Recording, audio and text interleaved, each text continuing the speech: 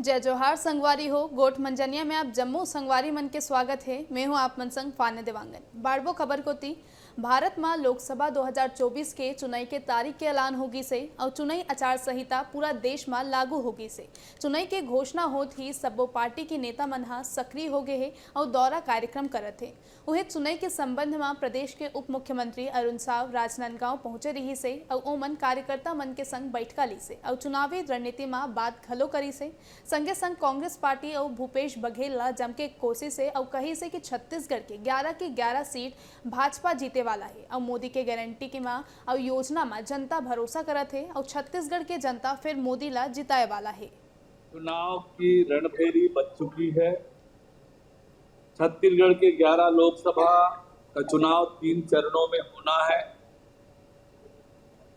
Bharatiya Janata party ने अपने सभी 11 प्रत्याशी चुनाव के मैदान में उतार दिए हैं।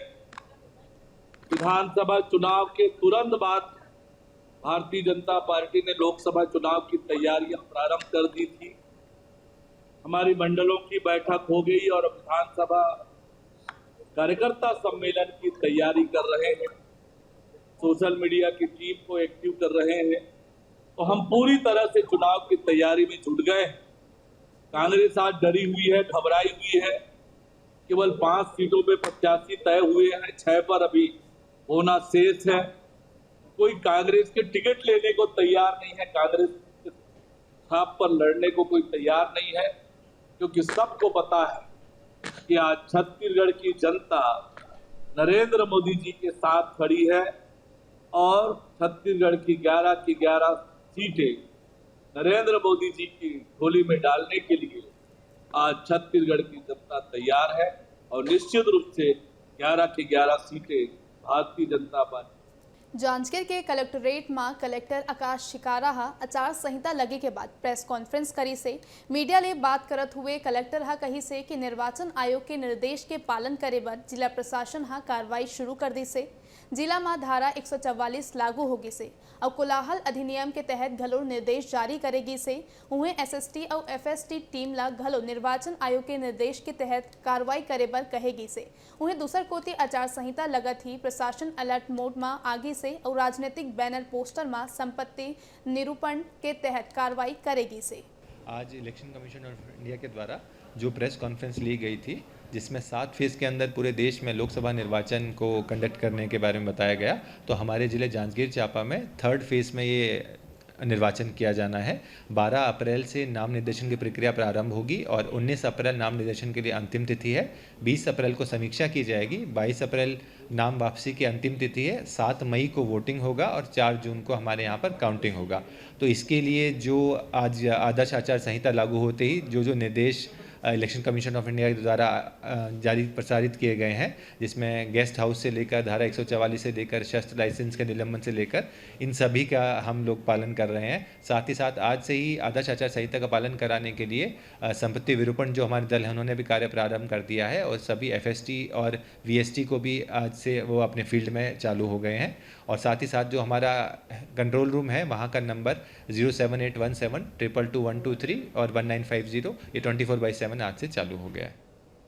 लोकसभा चुनाई ला लेके तारीख के ऐलान होगी से ऐसन में प्रत्याशी अपन लोकसभा क्षेत्र में जनसंपर्क करना शुरू कर दी से रायपुर लोकसभा प्रत्याशी विकास उपाध्याय के आज भाटापारा के दौरा है। एक बार विकास उपाध्याय लोकल ट्रेन ले यात्रा कर भाटापारा पर निकली से जाए ले पहली रायपुर रेलवे स्टेशन में आम लोगन मन के संग टिकट काउंटर में लाइन लगा के भाटापारा पर टिकट लेके लोकल सफर कर और लोकल ट्रेन ले रोज आए जाए वाला यात्री के संग गोटबात कर उमन के समस्या ला सुनी से बता दिन की अवसर में WRS सिल्यारी उरकुरा मांडर तिल्दा भाटापारा स्टेशन में कांग्रेस के साथ ही भव्य स्वागत घलो करी से ये बार रायपुर कांग्रेस लोकसभा प्रत्याशी विकास उपाध्याय के आगू भाजपा के वरिष्ठ नेता ब्रिजमोहन अग्रवाल ले है।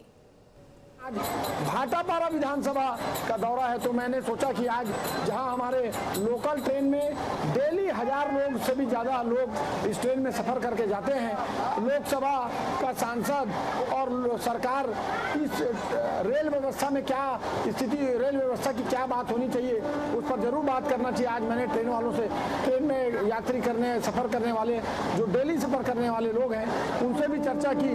मैं समझता हूँ जब ट्रेन में हम जाते हैं तो आपको सही में वस्तु स्थिति पता चलती है कि क्या, किन समस्याओं के लिए आपको सरकार को बोलना चाहिए। देखिए, रायपुर लोकसभा का आचार संहिता लगत ही जिला मुख्यालय जांजगीर में प्रशासन हाँ फ्लैग मार्च निकाले बार शुरू कर दी से। उन्हें फ्लैग मार्च में एसडीएम और पुलिस के आला अधिकारी घलो मौजूद रही से।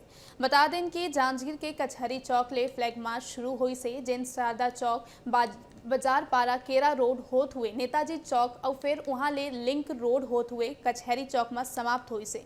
बताए जाते कि फ्लैग मार्च के माध्यम ले पुलिस आम लोगन मन ला सुरक्षा के संदेश घलो दी से। रायपुर लोकसभा प्रत्याशी मंत्री बृजमोहन अग्रवाल अभनपुर में आज कार्यकर्ता सम्मेलन में शामिल होकर पहुंची से। उमन कही से कि सब्बो कार्यकर्ता अपन कमर कस ले और आए वाला लोकसभा चुनाव में अभनपुर विधानसभा ले सबले अधिक मत ले उमन ला विजय बनाए के संकल्प घलो ले। बता दें कि उमन सलग 8 बार रायपुर दक्षिण विधानसभा ले चुनाव जीते है और अब 9वीं बार लोकसभा के चुनाव घलो रिकॉर्ड मत ले जीत के आयो।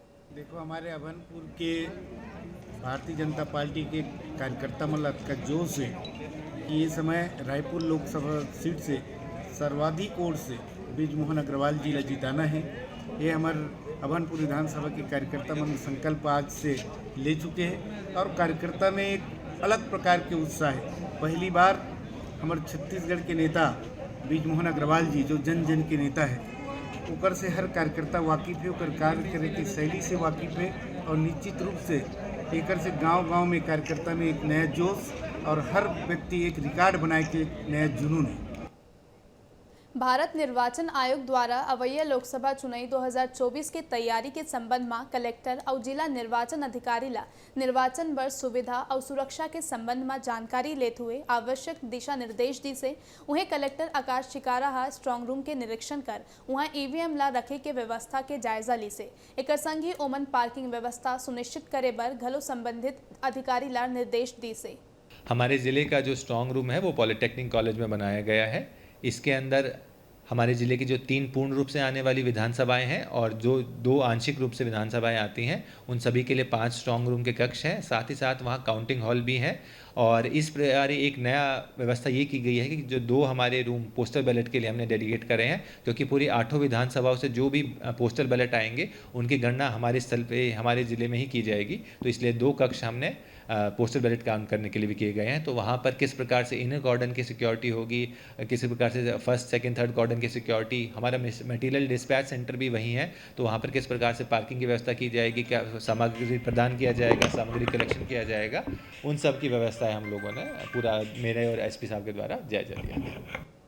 लोकसभा चुनाव 2024 के आगाज हो गए है। काली निर्वाचन आयोग तारीख के ऐलान कर दी से। उन्हें निर्वाचन आयोग के निर्देश के अनुसार पूरा देश में चुनाव 7 चरण में कराए जाही। उन्हें चुनावी तारीख के ऐलान होने के बाद अब राजनीतिक दल के नेता एक्शन मोड में आगे से और मैदान में उतर के जनता के बीच पहुंचे के तैयारी करे बर लगी से। वही कड़ी में आज राहुल गांधी अपन यात्रा भारत जोड़ो न्याय यात्रा के समापन करे बर जाते। ये मौका में देश भर के कांग्रेस नेता मुंबई पहुंचे थे। उन्हें भारत जोड़ो न्याय यात्रा के समापन में शामिल होए बर छत्तीसगढ़ के पीसीसी चीफ दीपक बैज घलो मुंबई रवाना हुए से। समापन है। हमारे नेता माननीय राहुल गांधी जी मणिपुर से महाराष्ट्र मुंबई तक शुरुआत और समापन कर रहे हैं। आज लगभग 6000 से अधिक किलोमीटर और मोदी सरकार की नाकामी, केंद्र सरकार की नाकामी को लेकर जन जन तक पहुंचे हैं, जिसका असर आने वाला लोकसभा चुनाव में देखने को मिलेगा। और कहीं न कहीं देश की बदलाव में भारत जोड़ो न्याय यात्रा एक महत्वपूर्ण भूमिका इसका अदा करेगी। और आज भारत जोड़ो न्याय यात्रा में शामिल होने छत्तीसगढ़ से हम लोग भी मुंबई जा रहे हैं। Korea collector Vinay Kumar लंगेहा press conference कर आदर्श आचार संहिता के नियम और चुनाई में प्रचार प्रसार ले जुड़े जानकारी साझा करी से उमन बताई से कि जिला में कुल 2,06,626 मतदाता है, जिसमें पुरुष मतदाता की संख्या 1,03,090 और महिला मतदाता की संख्या 1,03,530 है। एक संघीय तृतीय लिंग मतदाता की कुल संख्या 6 और PWD मतदाता की संख्या 2,890 है। वहीं जिला में कुल 306 मतदाता केंद्र बनाए गए हैं, जहां कलेक्टर हा जानकारी दी से कि निर्वाचन संबंधी पैम्पलेट, पोस्टर या अन्य प्रचार प्रसार सामग्री निर्वाचन आयोग द्वारा जारी दिशा निर्देश के पालन करना होगी। निर्वाचन आयोग के द्वारा एक प्रेस कॉन्फ्रेंस की गई थी 3 बजे। उसके बाद जो पूरा शेड्यूल शेयर किया गया है उसके अकॉर्डिंगली छत्तीसगढ़ राज्य के अगर मैं बात करूं तो यहाँ पे 3 फेज़ में चुनाव होना है। और यदि मैं हमारे संसदीय क्षेत्र जो कि कोरबा आता है उसकी बात करूँ, 3rd फेज़ में इसका जो चुनाव होना है। तो इसका पूरा शेड्यूल ऐसा है कि जो अधिसूचना की प्रकाशन जो होना है कोरबा संसदीय क्षेत्र के लिए वो 12 अप्रैल को रहेगा। नामांकन दाखिल करने की जो अंतिम तिथि है वो 19 अप्रैल को रहेगी। नामांकन पत्रों की जो समीक्षा है वो 20 अप्रैल को रहेगी। नाम वापसी की तिथि जो है वो 22 अप्रैल की है। मतदान की जो तिथि है वो है 7 मई की। उसके बाद जो काउंटिंग का जो तिथि है वो 4 जून, जो कि बेसिकली बुधवार है, इस दिन रहेगी। इसके साथ ही जो विस्तृत गाइडलाइंस है आदर्श आचार संहिता की, जैसे आपको पता है कि घोषणा हो गई है अभी पूरे राज्य में आदर्श आचार संहिता जो प्रभावशील हो गई है, इसके संदर्भ में जो डिटेल्स हमारे जो डूज एंड डोंट्स हैं वो हमने साझा कर दी हैं अपने अधिकारियों के साथ भी। और जस्ट इसके बाद पॉलिटिकल पार्टीज की बैठक भी है, उनके साथ भी शेयर कर देंगे। एबेरा बुलेटिन में अटकेच मोला देव विदा। जय जोहार।